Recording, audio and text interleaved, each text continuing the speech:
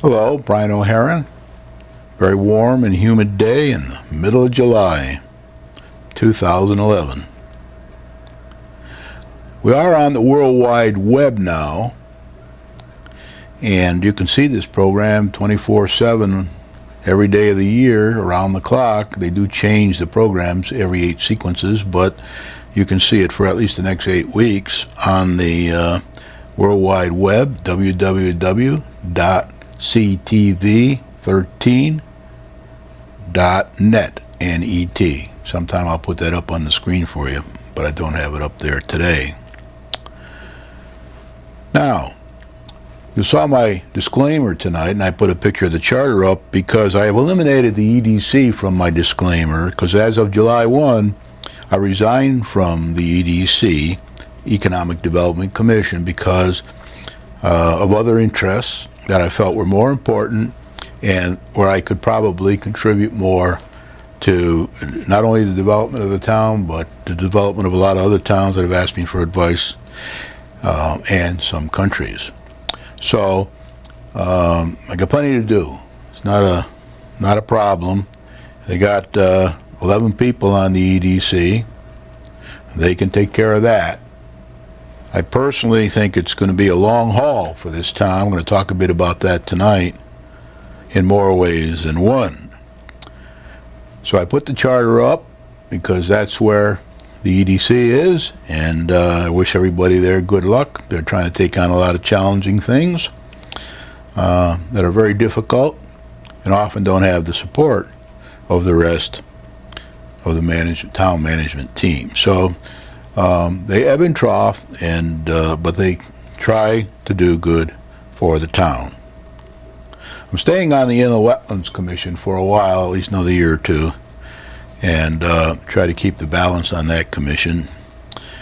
And the meetings are long on both these commissions. They usually last, 3, 4, 5 hours, and for an old guy like me, that's not easy, especially when I get up 3, 4 in the morning, 7 days a week.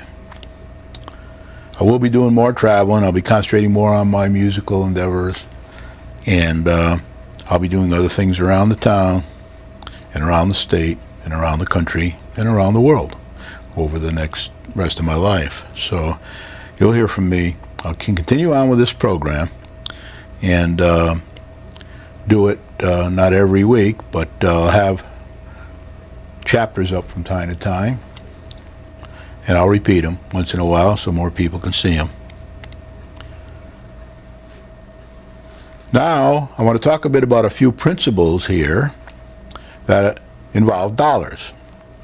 Number one, people are often very confused in Winsted, in Connecticut, and in the United States and in the world about fiscal conservatism.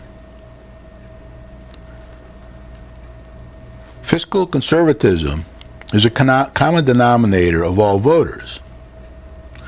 There are Democrats that are fiscal conservatives. There are Republicans that are fiscal conservatives. There are independent party members that are fiscal conservatives. There are unaffiliated voters, which I am one of, that are fiscal conservatives. And all other parties, with perhaps the exception of the Green Party. I don't know, I'm not sure about them. They like to spend money before they earn it. But fiscal conservatives cross all walks of life and all political parties and all voters. And they usually want to see money earned before it's spent. And they usually want to see it spent wisely. They're not for spending a lot of money up front with the hope of succeeding in the long run. They're more for earning the money first, then figuring out how to spend it.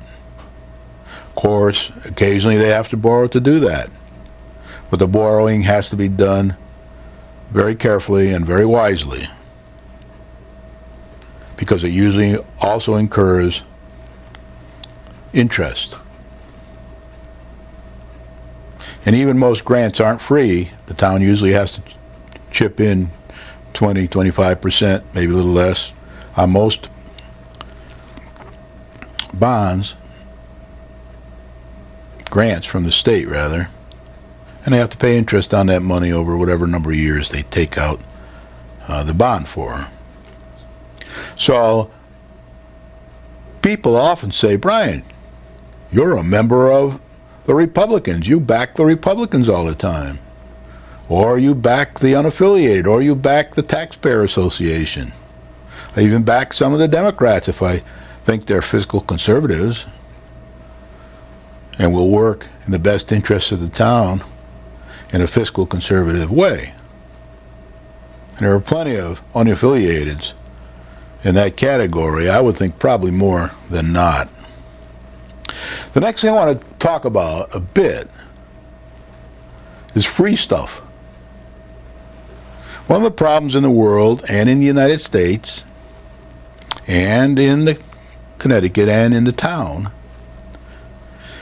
is that in a democracy, everybody gets a vote that can qualify to vote. It's getting to the point where you may not even need to qualify to vote. They're letting in illegal immigrants from other countries and letting them vote, letting them get free stuff. And they're becoming in the millions.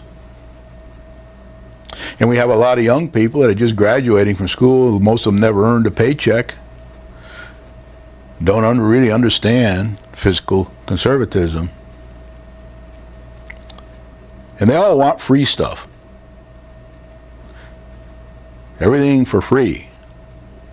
And a lot of people in this country, in this state, in this town, and in the world are getting more free stuff than the taxpayers can afford to fund. That's part of the problem you got going on in England now. That's part of the problem going on in France and Germany. Certainly in other areas. Every day there's a new one pops up. Greece. And they're getting to the point where they can't afford all that free stuff anymore that they've been giving out for the last 50 good years. And they're starting to retrench. And that's what happens when you have a recession as great as the last one we had in 2008, the greatest recession since the Great Depression. It forces out all of the excess money everybody's been spending on free stuff that they can no longer afford to spend for free stuff. I have this discussion with people every day. They usually end up understanding. Now, I want to point out to you that fiscal conservatism, everybody's in fear of balance. They want to see the best education that you can give your children for what we can afford, without extraordinarily burdening the taxpayers, and without extraordinarily not giving the students a fair shake. So there has to be a balance there. And unfortunately, there is no balance right now. There's more free stuff being given away everywhere and demanded than we are probably able to afford, and the next generation probably won't be able to afford, and the following generation probably won't be able to afford. So that's the concern right now at all levels of government. Government spending, my view, out of control. That's one of the big arguments that's going on. You can see it every night on TV, no matter which channel you watch. If you're not watching one of the murder cases, and you can watch the economic news on any channel that has it, you'll see the argument going on over whether we should have more debt or start to curb our spending. And of course, As always, we need a balance there. Just like you do in your home. Just like we do in the town. Just like we do at the state level. You see what's going on there. Trying to get concessions from the unions and not getting them, so about 7,000 people may or may not be laid off. There's a lot of retrenching and reconsidering going on there, but it's still not resolved. But in general, as a general rule, I tell people when they ask me, and a lot of people have been asking me since the recession, that I can spend my money and you can spend your money better than the government can spend it. That's a general rule. Not saying that the government doesn't spend in certain areas very wisely. Yes, they do. But in many, many, many other areas, as I've said on this program in the past, they take a lot more money to get the same results that you or I would get with a lot less money. Any money that we give away, any free stuff we give away, is very carefully targeted because it's limited. And we want to make sure we put it on the right priority. As soon as we give it to the government, we lose control of that. The government makes the priorities, and that's all done by committee and commissions. And commissions dealing with other commissions who are dealing with other commissions who deal with committees and committees and committees. We have commissions in this town, when I was just on, had 11 members on it. Most of them had to check with other commissions before they could make a decision, and those other commissions had to check with their members and their committees before they could make a decision. So that's one of the reasons why government is not as efficient as it could be. It's run by committee, commission, by people who may be not qualified in the area of finance, such as many members on our Board of Finance in this town. So in general, you gotta question the government controlling the spending. That's a constant battle for fiscal conservatives, and should be a constant battle for all taxpayers. You want to get value for your money. You want to get a balance. And then another general rule that I usually tell people is that you have to accept financial responsibility for your own finances. Whether you're a person, a family, a town, a state, United States, or the world. We're all in this together. But it starts with accepting financial responsibility. Can't blame anybody else. You got to get in, and you got to work the issues. I remember when I was very young, hadn't even worked yet, and I started working at 11, tobacco fields, bowling alleys, hamburg places, all that kind of thing after school, summer times, farms. That one of the greatest boxers of all time had earned, let's say, I can't remember the exact amount, but $50 million, which was a lot of money when I was a kid.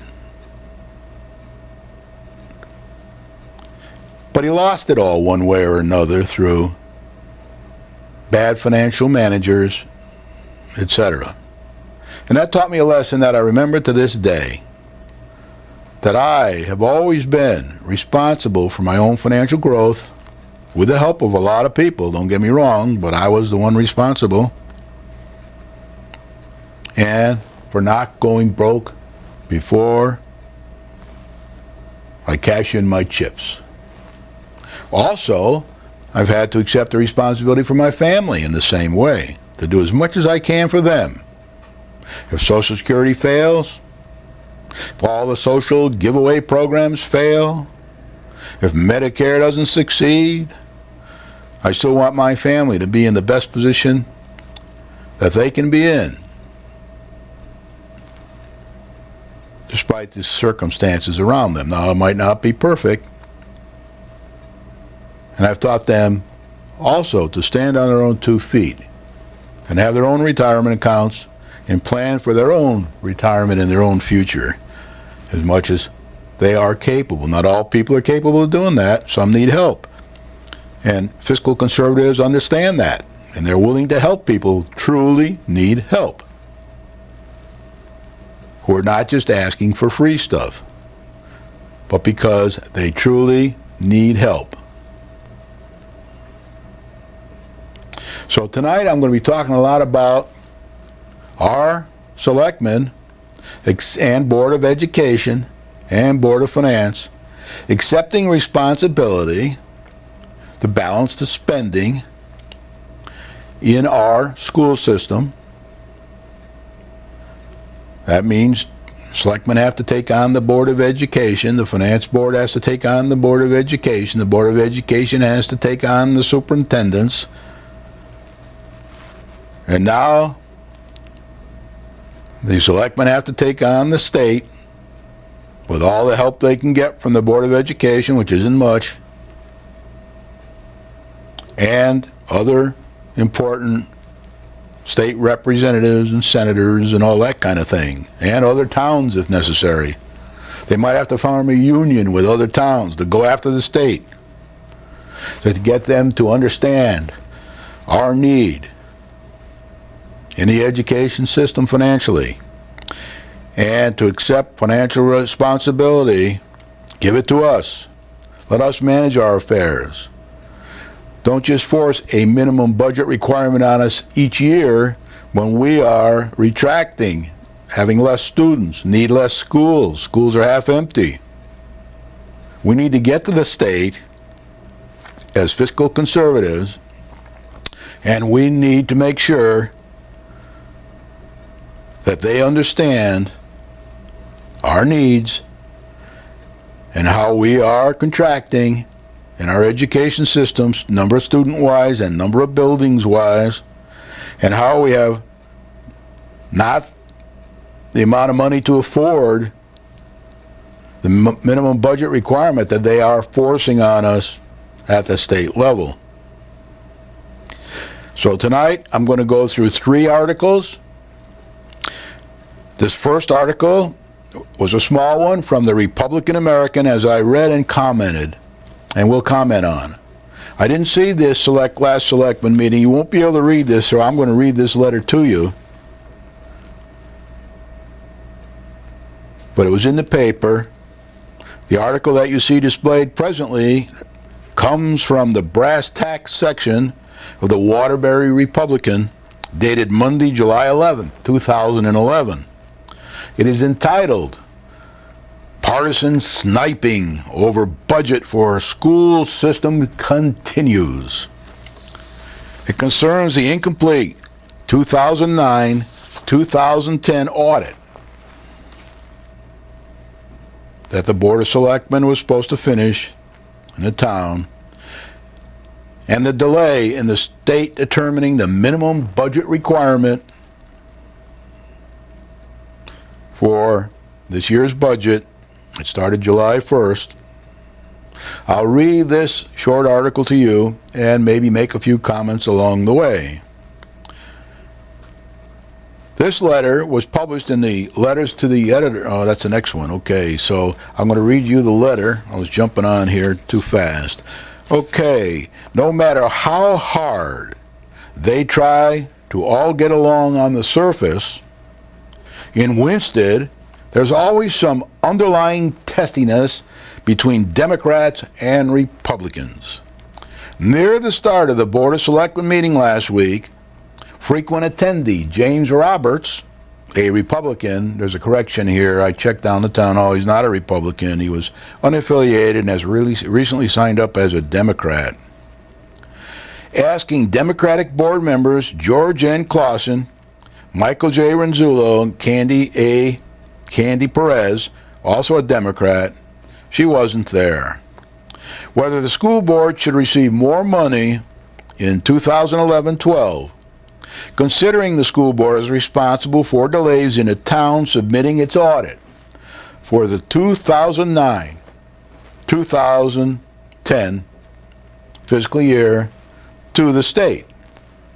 It was due, as I've been telling you many times, December 31st. Now it's the middle of July. We still haven't got it. It's a big, big conundrum for our town. The Board of Education, the selectmen, and everybody else. The school budget for 2010-11 was $20,159,746. 4 of the selectmen, I consider them to be fiscal conservatives, 3 Republicans and a Democrat, Lisa R. Smith, voted for an $18.6 million budget in 2011, 2012, that was later approved by voters at referendum. Now, only 800 or so people showed up out of 6,000 voters to vote for this budget. But the budget was approved at the lesser level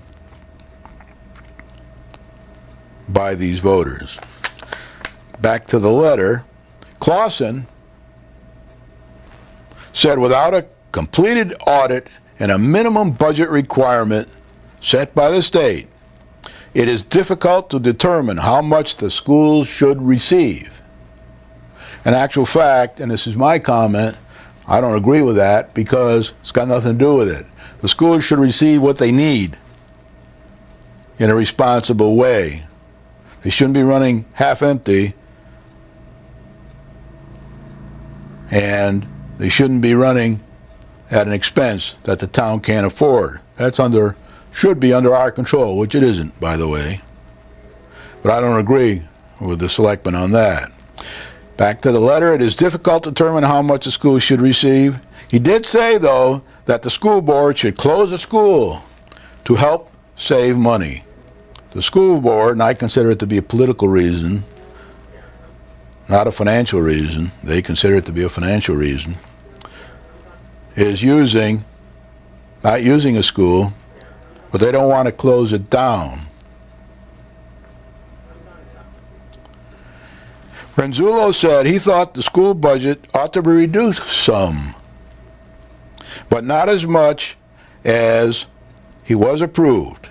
But he added, the town will have to live with whatever the state sets. At the end of the meeting, Marcia Sterling, James Roberts' wife, who also attends many of the meetings, brought the issue up again during public comment, asking whether Clausen and Renzullo will support the other 4 selectmen in fighting the state for a lower MBR because student enrollment is down and there is no need to keep 3 school buildings open. The 3 that K through 8 was running. Neither Clausen or Renzullo were able to attend a meeting June 24th with the State Department of Education regarding the MBR. I consider that to be terrible. 2 out of the 7 members of the selectmen couldn't attend a meeting with the state on the most important financial decision that we have in front of us at this time. The town's MBR was $20,159,746 in 2010-11. The state has not yet set the MBR for 2011-12, but recently approved legislation states that the MBR cannot be less than 0.5% of what it was the previous fiscal year. That's the state. This is Brian's comment. That's the state telling us even though we're having less students and our schools are half empty and we're trying to close a school, that we can't lower our minimum budget requirement. Very silly.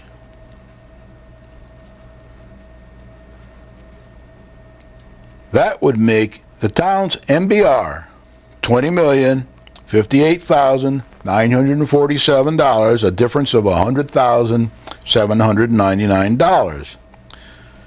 Sterling said that difference does not reflect the enrollment drop of 300 students over the last 5 years. She pointed out the legislation has a provision that permits the Commissioner of Education to reduce the appropriation for schools if a district has closed a school due to declining enrollment. There's a lot of red tape involved there. That's Brian's comment. But we should be, as Marcia Sterling says and James Roberts, we should be chasing the state. Try them to get them to recognize that we're lean here and that we don't need all this overhead to educate our children. Of course, if you talk, this is Brian's comment again, if you talk to the Board of Education, they want free stuff. They're going to ask for as much money as they can get in any year.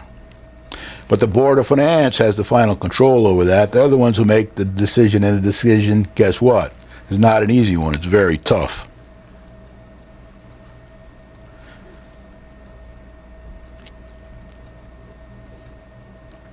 So now we're back to the letter. So she pressed Marcia for a commitment. But Clausen, who was chairing the meeting because Selectman Perez wasn't there, hedged. He's a great hedger. I often refer to him as Rip Van Winkle because he always wants to put things off for 20 years and avoid decision making. He wants to have a perfect plan. He wants to have a grand plan. These are Brian's comments. But he hedged. He said the entire situation needs to be evaluated properly, without egos and battles between opposing viewpoints. Now, when the Democrats ran for office, he's a Democrat, they said they were going to work together with everybody. And of course, you got four people here, the fiscal conservatives, voting one way, and the other three, the big spenders, voting just the opposite. No cooperation there. Back to the letter. When she pressed again for a commitment, Clausen was clearly becoming uncomfortable and replied that he had answered her question. When in fact, Brian's comment, he probably didn't.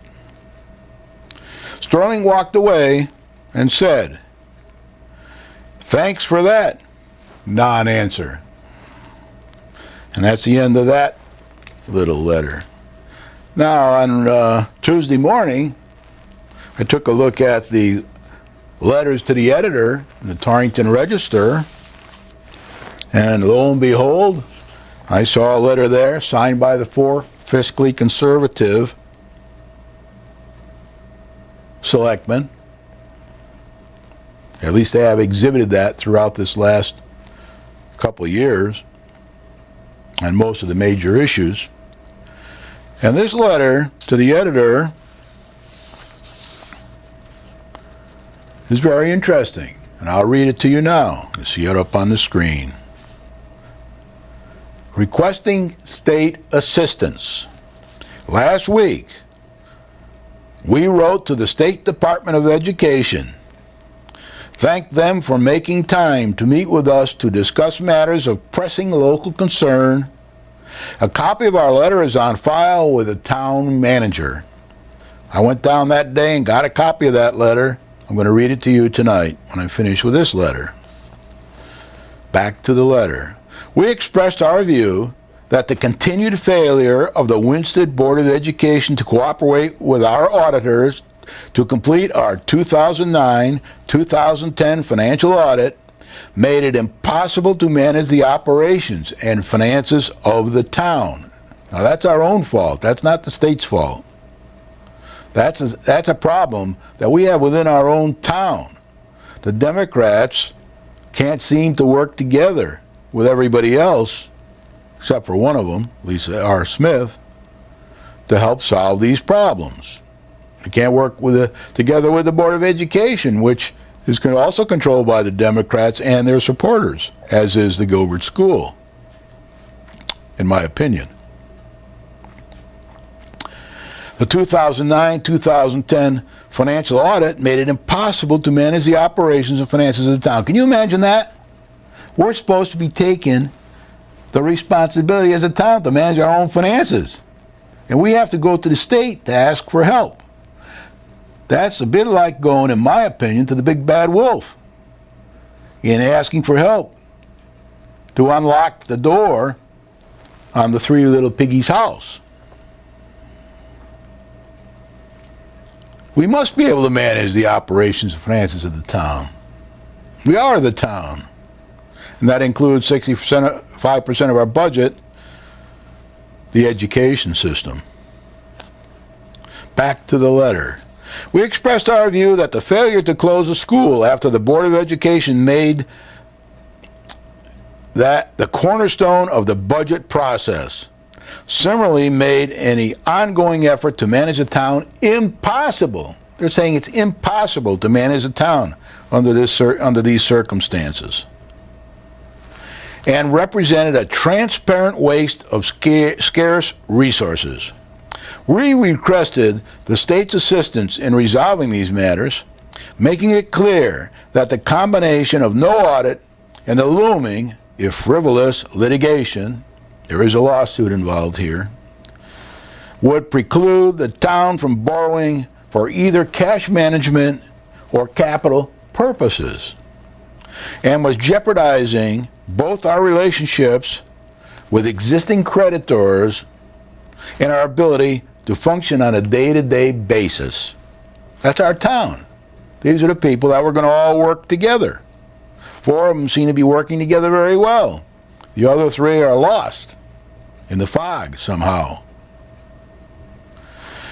A copy of this letter was provided to Mayor Perez, Deputy Mayor Clausen, Selectman Renzullo.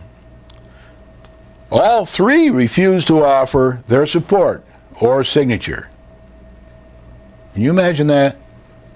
3 of our selectmen did not want to help these 4 fiscal conservatives try to manage the education budget, which is 60% of our spending in this town.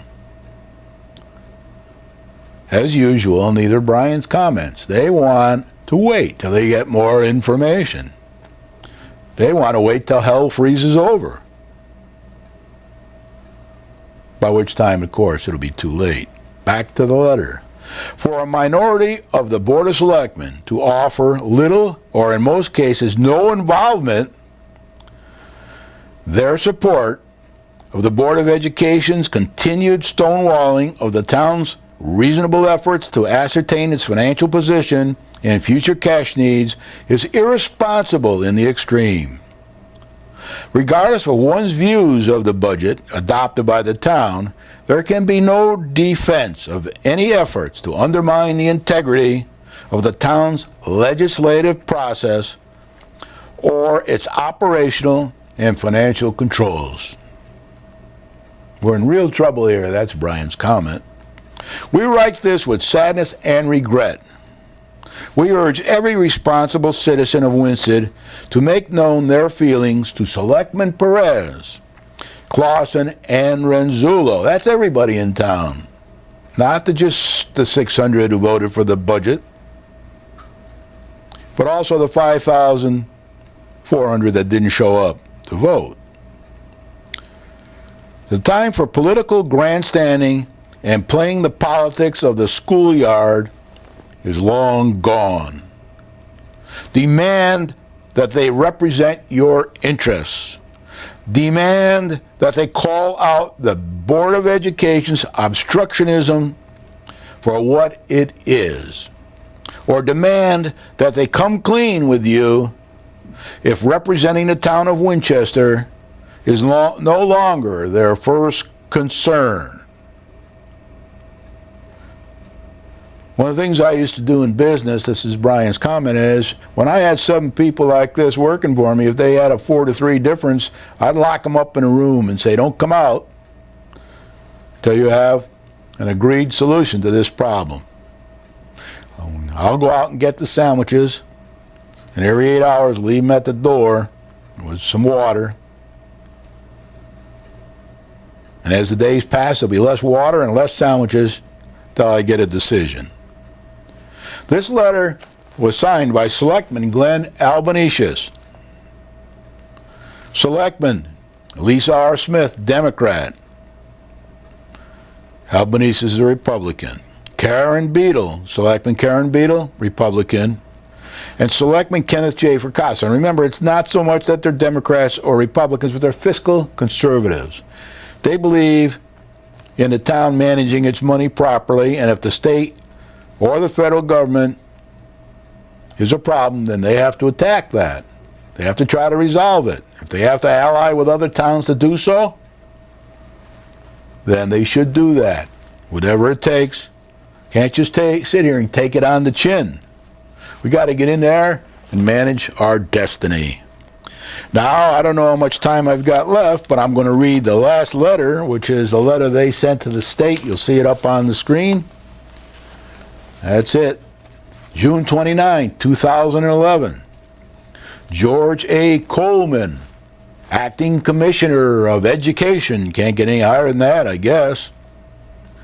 Connecticut State Department of Education, 165 Capitol Avenue, Hartford, Connecticut, 06106-1630. Dear Acting Commissioner Coleman, please accept our thanks for making yourself and your team available to meet with us last Friday. We fully appreciate that at the best times, fiscal year end must be a busy period for you. While we remain at odds with respect to the methodologies used by various towns to demonstrate compliance with the MBR, minimum budget requirement, we acknowledge that you may not have the resources available to you to exhaustively audit such formulations year in and year out. Let us put those differences aside. An olive branch, Brian's comment, for one moment in favor of focusing on issues where we appear to be at one. There are some issues they agree on. We as selectmen, along with the voters of Winstead-Winchester, fully acknowledge our legal, ethical, and civic responsibilities to provide for the education systems of our town. We further acknowledge that the allocation, prioritization of use, and actual spending of those resources is entirely at the discretion of our town Board of Education. We join hands with you in demanding that our Board of Education be effective in exercising that discretion, putting scarce education dollars to good and effective use. We understand that any reduction in the funds provided for education is a serious matter, and one that you and your staff must be explicitly comfortable does not jeopardize or reduce the level of educational service provided. We most emphatically do not wish to be at odds with the leadership of either our municipal schools or the state of Connecticut. That notwithstanding, we trust you can in turn acknowledge that the effective management of the operations and finances of our town schools partnership depends most direct on the collaborative and open nature of that partnership. Brian's comment, they're at war now. Board of Education is suing the Board of Selectmen for their decision that the majority of the taxpayers that showed up to vote voted in favor of. That's the way the charter reads. They're the Board of Finance as well as the Board of Selectmen. Back to the letter. The inability or failure of our superintendent of schools / Board of Education to work with our auditors and provide for a satisfactorily completed 2009-2010 audit within 12 months of the closing of that year places intolerable financial burdens on our town and town staff. In the absence of such financial disclosure, we cannot borrow for cash management or capital purposes. We cannot manage our existing creditor relationships. We cannot attract economic development to our town. We can neither ask our taxpayers in good faith to invest more in the town, nor make any meaningful financial plans for the future. Now we'll go to page 2. The ability or failure of our superintendent of schools and Board of Education to work with our town finance staff towards the crafting of credible budget for option by the town undermines the very partnership we are trying to foster. Our 2011-12 budget proposal was based upon the key Board of Education supplied assumption that grades would be consolidated. Brian's comment, moving 7th and 8th grade up to Gilbert School to use a lot of their empty building and absorb a lot of their expenses. Allowing the closure of a school.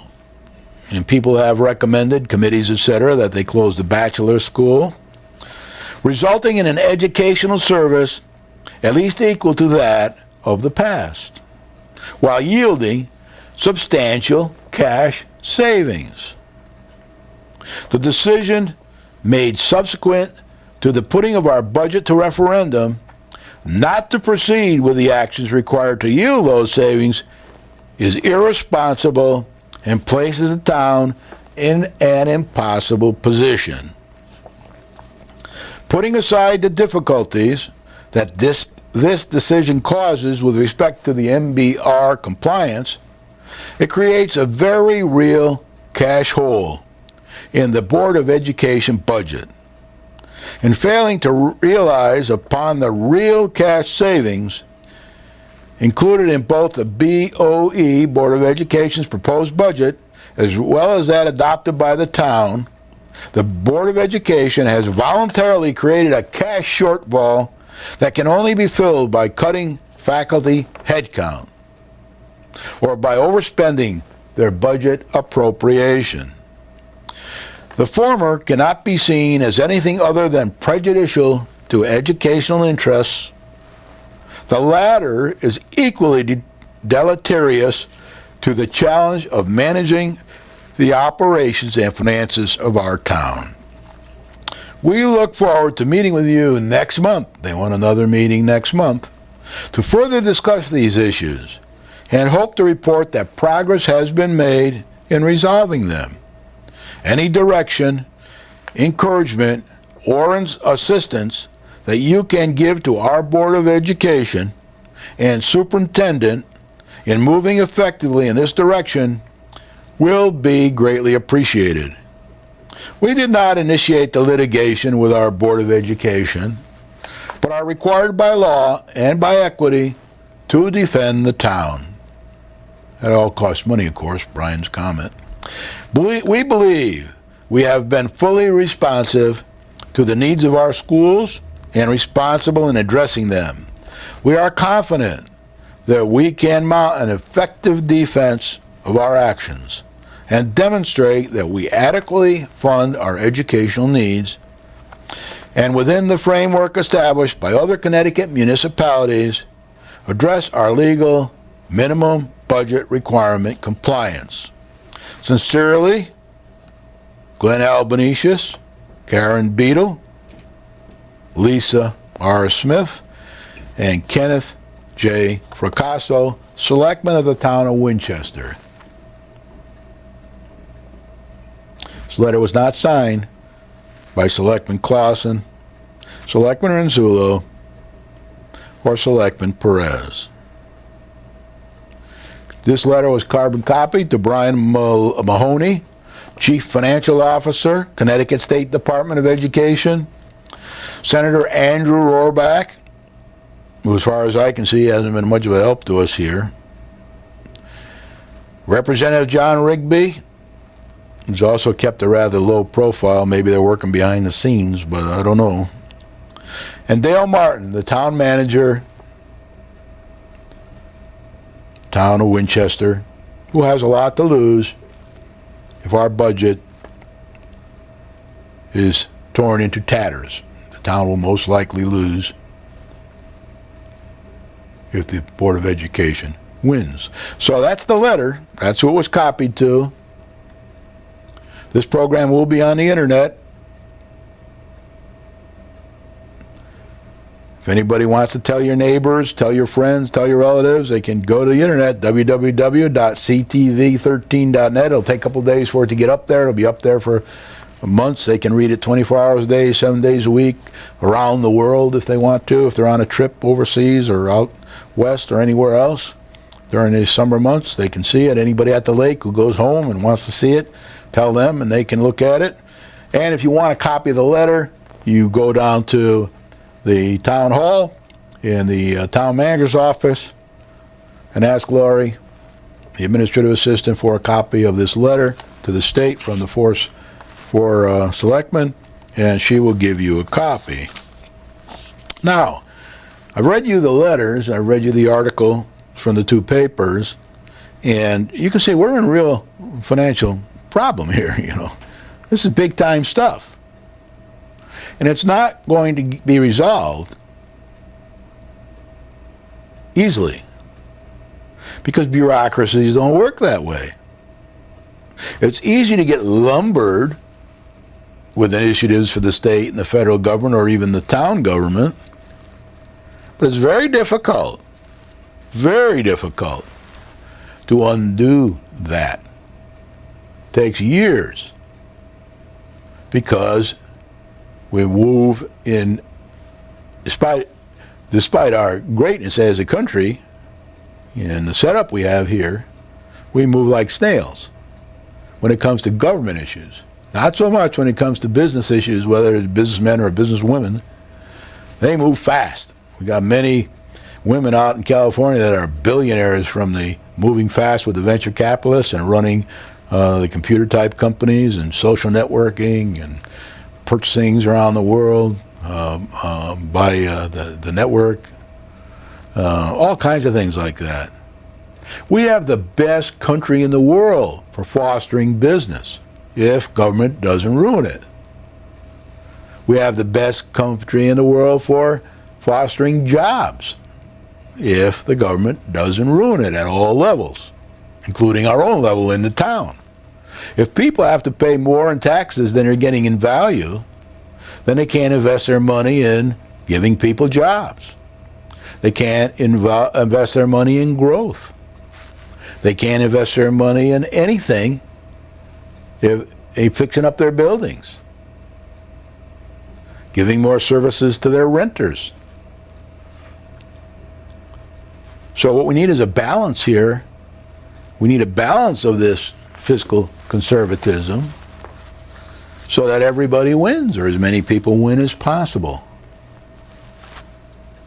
And it doesn't help if we can't close a building down we don't need anymore, or the state makes us run our schools with half the numbers of students that they will hold.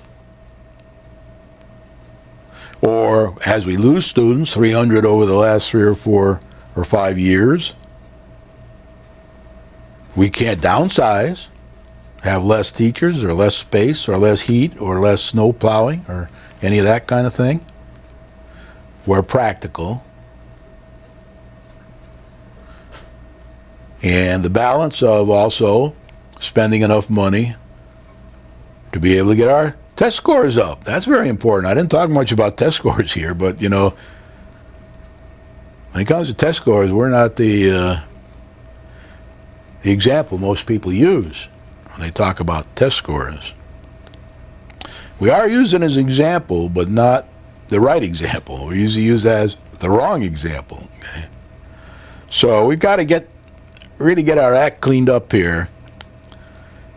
And they didn't make any promises, these Democrats, when they ran last time. You voted them in because one of their people was suing the town, and they were making a lot of noise and calling people names and writing to the blogs and doing this and that. You voted them in, so now you got to live with what you did there. But luckily, we ended up with 4 fiscal conservatives who, in general, vote the right way. I don't agree with everything they do, nor would I with everything anybody else did. Nobody agrees with everything I do. We don't even agree with everything our family members do, but, you know, that's the system we got set up here under that charter I showed you earlier. We did try to change the charter, and I was one of the ones on the Charter Revision Commission, and that failed. Now, I have talked to a lot of people in the last year or so who say, hey, we ought to try that again because it might pass this time. Maybe we can change the way we run this town. We can get a mayoral form of government. Now, I'm not pushing for that on this program, so don't anybody misinterpret me.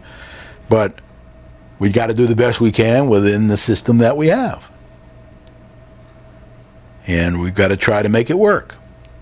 But if we get people that run on a ticket saying they're going to work together and be nice, we don't want them just marching in parades and being at the head of the parade or being at all the veteran celebrations trying to get their vote for the next election. We don't want that. That's not working together. Working together is working with the EDC. It's working with the Inland Wetlands Commission. It's working with the Board of Education. It's working together with the other selectmen. And when 4 selectmen agree, maybe it's time that the other 3 tossed in the towel, stop the political posturing, and work together.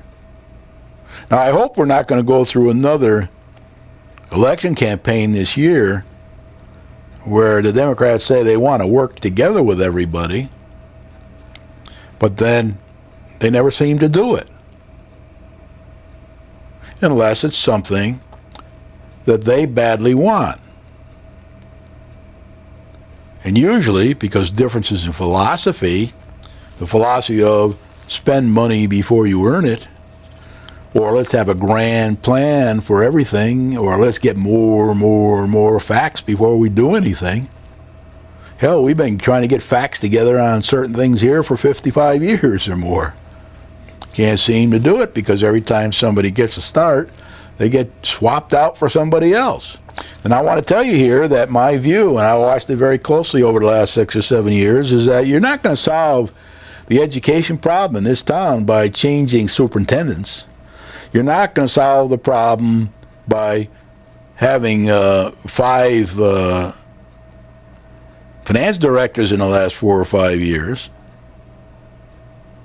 You're not going to solve the problem by not working cooperatively with Gilbert, our high school. And you're not going to solve the problem if Gilbert, in turn, doesn't work cooperatively with the Board of Education, now K through 6th grade. Now, there is a little battle going on there, too. The Board of Education wants to go to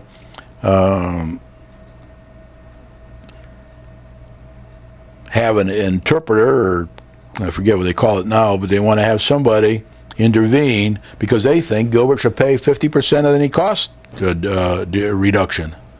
Well, that's not the way Gilbert looks at it from what I understand.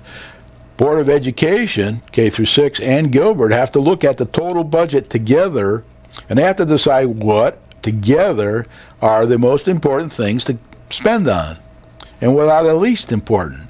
And whenever you hear them say, let's divide this 50-50 because they got half the students and we got half the students, that doesn't work. You got to go in and look at the problem and say, where should we best spend the money?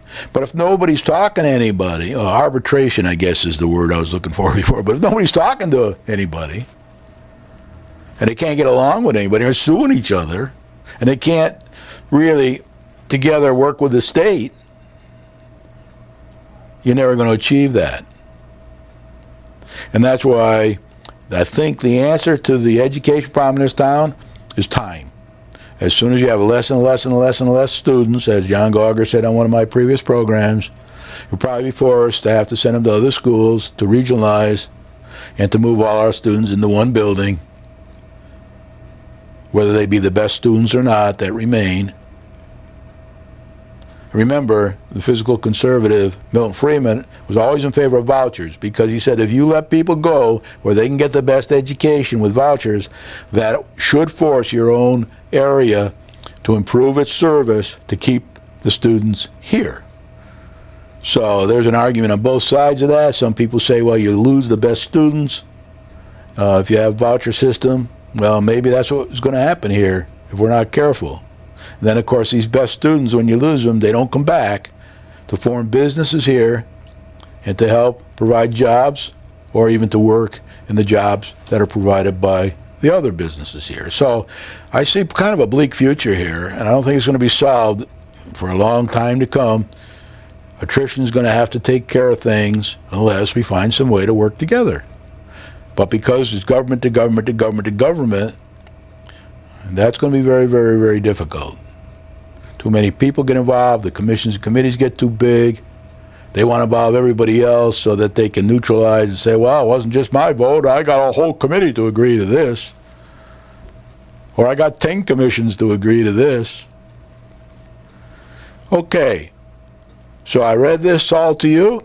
I'll probably repeat this for a week or two unless some big news comes up, which I don't expect.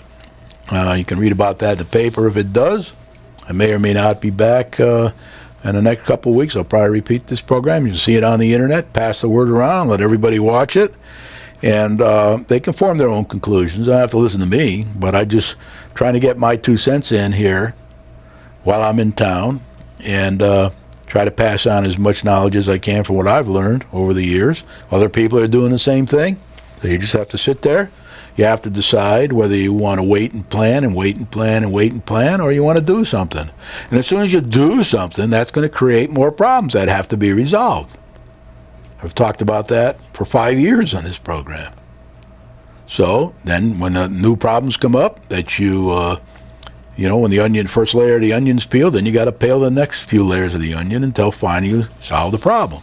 So with that, I'm going to say thank you for watching tonight.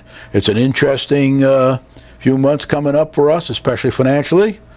Looks like it's all going in the wrong direction, but that's another story. Whatever happens, we'll have to figure out how to live with it. Everybody will suffer. People will be laid off. The taxes will go up. All kinds of things. Teachers will be gone. Be bad news all around. I wish it were different, but I don't see too much hope for that. But let's support these people. The only people in town that I can see are trying to solve the problem with the state. Thank you very much. Good night.